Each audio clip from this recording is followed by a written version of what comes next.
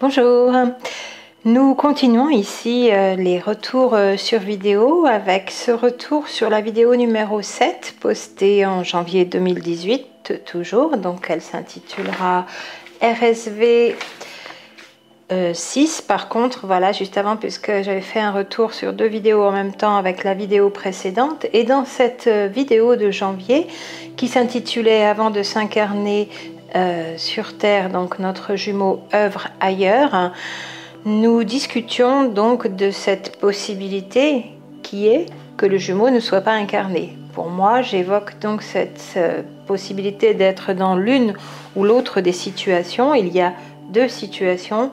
La plupart du temps, si l'on a bien un double d'âme, ce que je crois, si toutes les âmes sont dédoublées, ce que je crois aussi, alors la plupart du temps, le jumeau ou la jumelle, l'autre polarité, est ailleurs, puisque pas forcément incarné dans un corps sexué si c'est sur un autre plan de matière, mais c'est aussi possible si c'est sur un plan de matière qui a une densité assez semblable à celle de la Terre. C'est là aussi possible. Donc pour moi, c'est le cas le plus fréquent. Le double d'âme existe bien et il est le plus souvent incarné sur un autre plan de matière. Et puis cette deuxième situation, c'est celle que nous évoquons ici sur cette chaîne, celle de l'état de flamme jumelle, entre guillemets, où le jumeau, la jumelle, l'autre double d'âme est bien incarné ici aussi sur un même plan de matière, et notamment sur Terre, et dans une polarité complémentaire.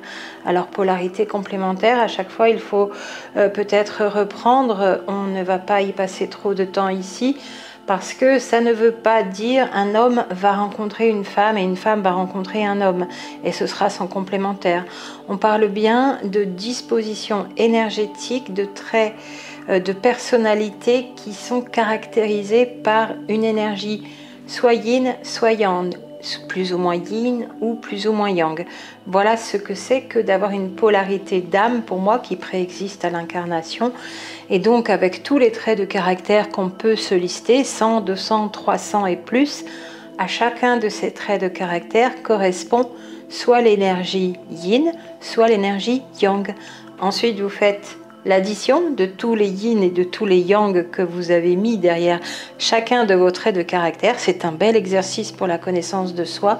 Et vous savez si vous êtes à dominante yin ou à dominante yang, bien sûr. Il faut simplement avoir les bonnes références. C'est là que ça devient un petit peu difficile et où tout le monde peut-être ne donne pas le même, ne met pas le yin derrière les mêmes choses et le yang derrière les mêmes choses, et il y a confusion. C'est que les références ne sont peut-être pas les bonnes quant aux éléments qui sont yin ou aux éléments qui sont yang. Par exemple, pour le Tao et la sagesse du Tao, et vous le retrouverez assez facilement si vous avez les bonnes références, la Terre, le monde terrestre, est un monde yin. La terre tout court, le matériau, d'ailleurs la terre que l'on foule de nos pieds et que l'on cultive, et la terre planète est d'énergie yin, en complémentarité, en opposition au soleil qui lui est yang. Donc tout ce qui est monde de lumière, ce sont des mondes yang, et tout ce qui est terrestre, monde de matière, c'est le monde yin. Pour un tout petit exemple des confusions qui risquent d'être faites, ça n'est pas moi qui le dis comme ça, hein. Il suffit simplement de se reporter aux bonnes références, et notamment la sagesse du Tao. Bien sûr, les personnes qui pratiquent la médecine énergétique traditionnelle chinoise ont pour ce faire les meilleures références de par tous les ouvrages avec lesquels elles travaillent, et là il n'y a pas possibilité de se tromper, et j'ai ce genre d'ouvrage en référence bien sûr aussi, travaillant en énergétique, y compris en Ayurveda, même si je ne suis pas spécialiste en MTC bien sûr. Alors ça m'a donné envie pour ce retour sur vidéo de mettre ce sujet au goût du jour, et tout simplement de vous permettre, avec ces trois indications principales, on pourrait en mettre plus, mais ce sont vraiment trois grandes indications qui sont témoins de la connexion que l'on peut avoir avec son jumeau, donc connexion à un niveau énergétique, télépathique. Alors, il est bien sûr évident que pour que ces connexions et ces échanges de pensées au niveau télépathique puissent avoir lieu, il faut être dans les meilleures dispositions. Le meilleur état que je connaisse, c'est le plus haut taux vibratoire que l'on puisse avoir, qui est celui de l'état d'amour inconditionnel permanent, ce qui est assez rare sur Terre pour n'importe quel être humain d'être dans un état d'amour inconditionnel permanent, et plus longtemps vers cet amour inconditionnel permanent, pour soi, pour son autre, pour tout ce qui est, tout ce qui existe, plus on est dans un taux vibratoire très très élevé et plus on est disposé à ce genre de connexion.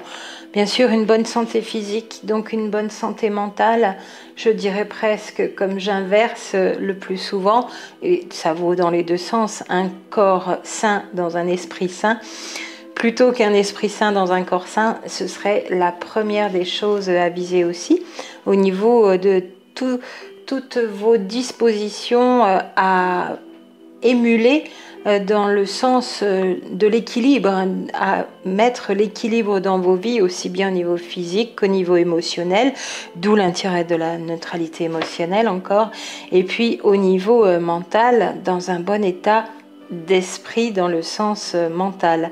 Tout cela est propice donc à avoir de bonnes connexions avec son autre, avoir appris à gérer le stress, éviter aussi que le stress puisse rentrer dans sa vie, que ce soit du stress émotionnel, du stress physique, matériel, dans la vie de tous les jours, avec des transports, conduite en voiture. Voilà, si vous voulez limiter le stress en limitant ces situations qui apportent du stress, bien sûr, vous œuvrez dans le bon sens.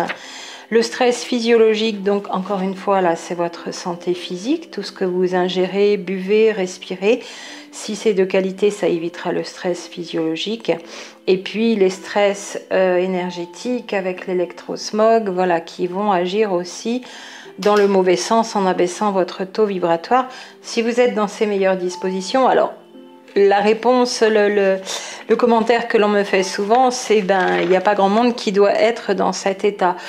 Quand on est voilà, un petit peu en dehors du fracas, du chaos de la vie, métro, boulot, dodo, en ville, des problèmes, des soucis, bien sûr. Donc ça peut être un long travail d'avoir modifié sa vie, changé ses paramètres de vie pour justement être le plus possible dans cet état de bonne santé à tous égards, d'équilibre, et d'être dans les meilleures dispositions et dans les plus hautes vibrations, bien sûr. Ça ne s'est pas forcément fait du jour au lendemain pour nous toutes et nous tous qui réussissons à avoir une qualité de vie pas sans problème. Ça ne veut pas dire que tout est beau, tout est rose, toutes les factures sont payées, que l'argent est là, on n'a plus de soucis, rien.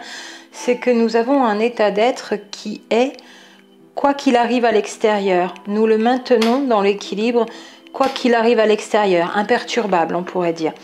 Et il est effectivement propice quand on est dans cette relation très particulière et qu'on a rencontré son jumeau, sa jumelle, à pouvoir établir ces connexions. Alors je vous donne ces 3 grandes indications qui me permettent moi de savoir quand je suis en connexion avec mon autre. La première, donc, c'est cette sensation au niveau de la tête que j'ai à un endroit précis.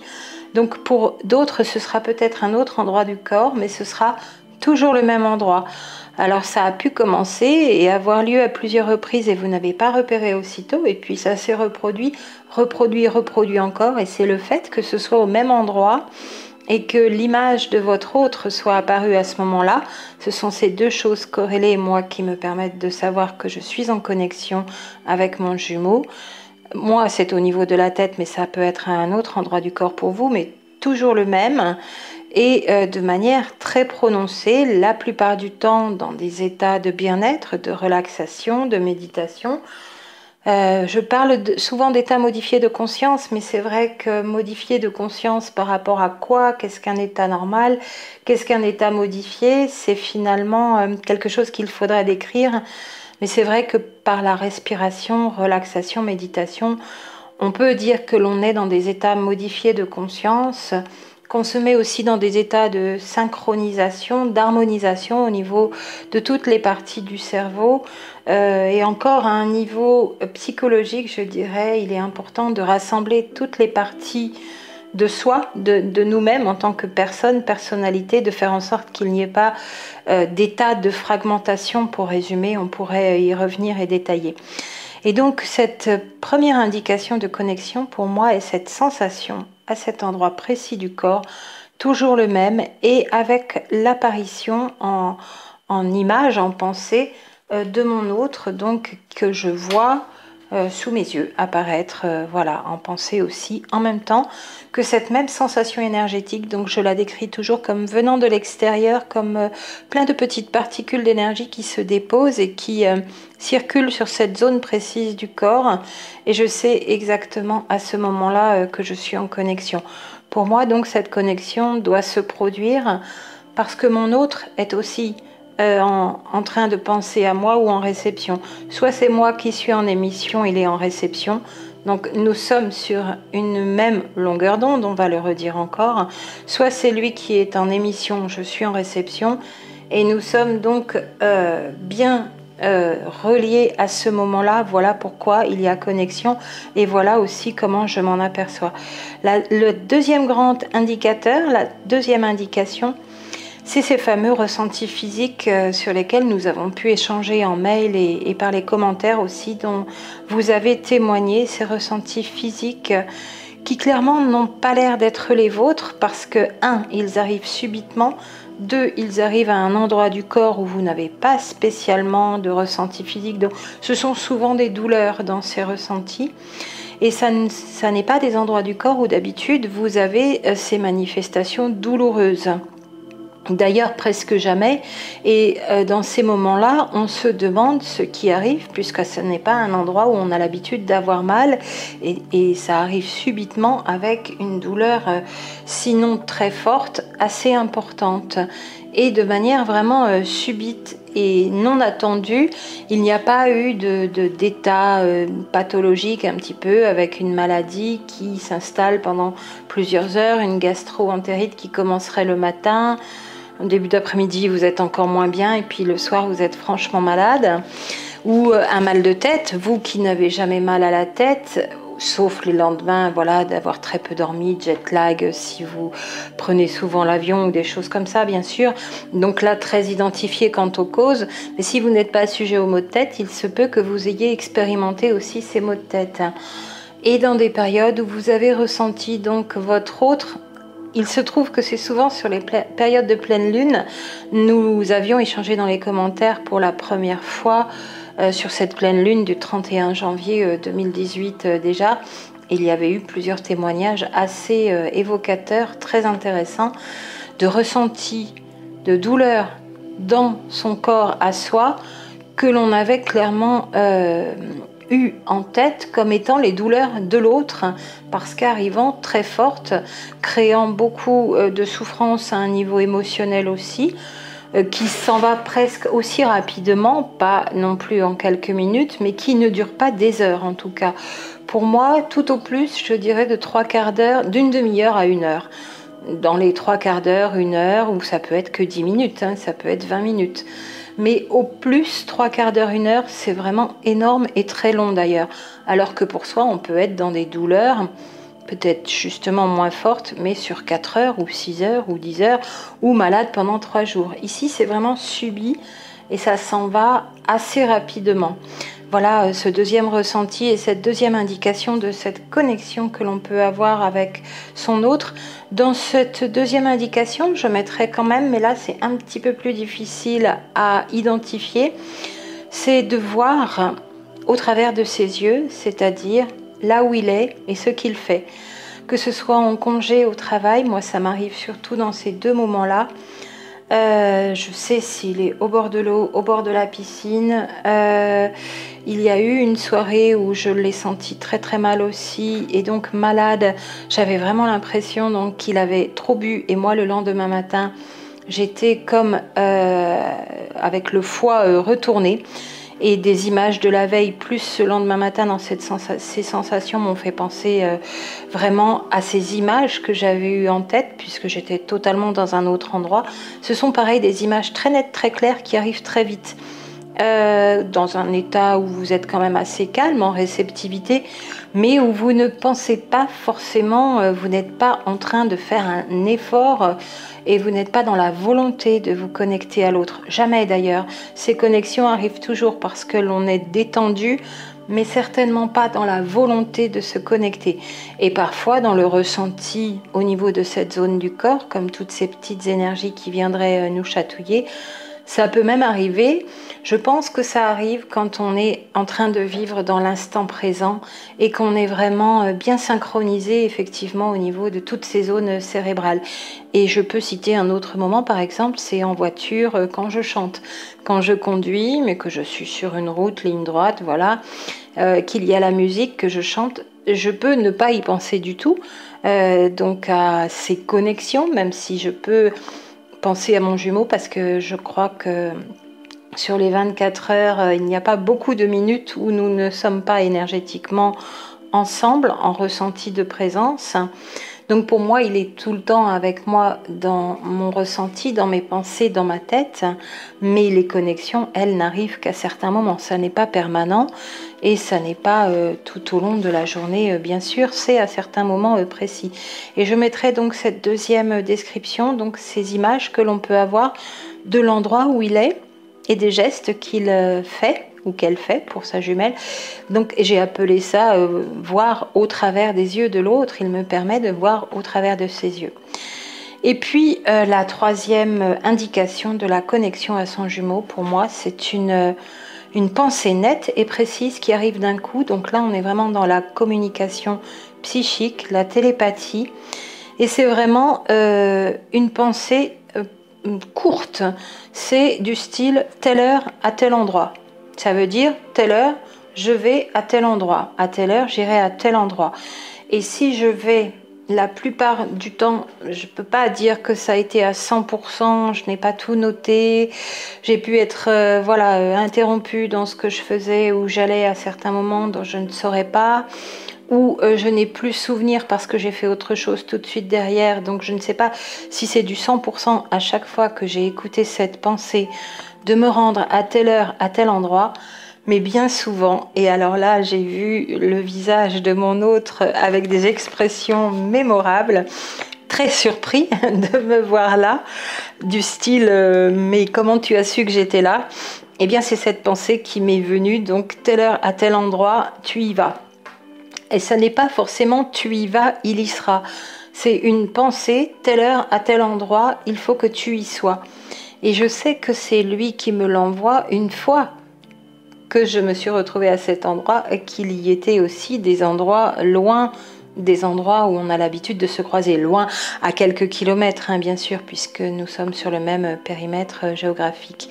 Alors j'ai pensé que c'était à ce moment-là, puisque nous n'avons pas de relation, nous sommes toujours dans cette période de séparation, que c'est un besoin d'être en présence, même s'il ne va pas y avoir de communication, de connexion physique, et qu'on a besoin de se mettre en présence énergétique à une distance de manière très rapprochée, donc à une très petite distance à ce moment-là. Et c'est comme se mettre en test l'un par rapport à l'autre, faire le bilan, faire le point où on en est.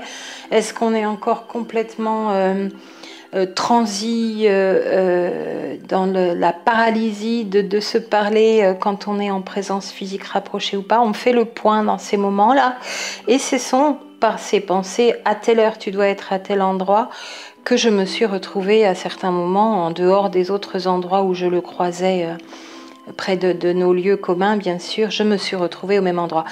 Voici ces trois indications que je souhaitais partager avec vous, ces indications principales qui témoignent pour moi de la connexion à notre autre et qui permettent de savoir aussi que l'on est bien finalement dans une relation de flamme jumelle.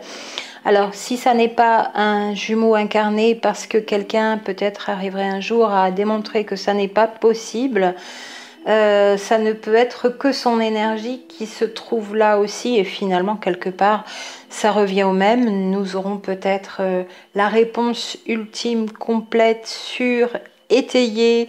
Je ne pense pas que qui que ce soit puisse aujourd'hui scientifiquement étayer l'existence réelle de l'incarnation de son double dans un autre corps sur Terre. En tout cas, ses ressentis et ses connexions existent bien.